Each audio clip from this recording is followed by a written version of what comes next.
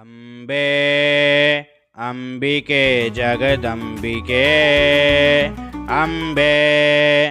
अम्बिके जगदम्बिके अम्बे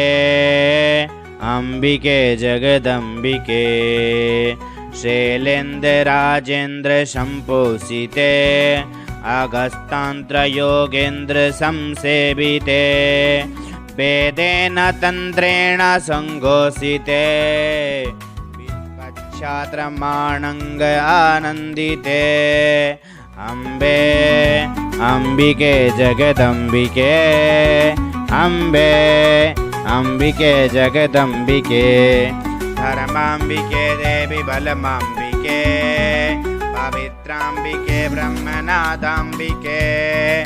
मन्दारवृन्देन सम्पूजिते सदा नौमि ते पद्मपद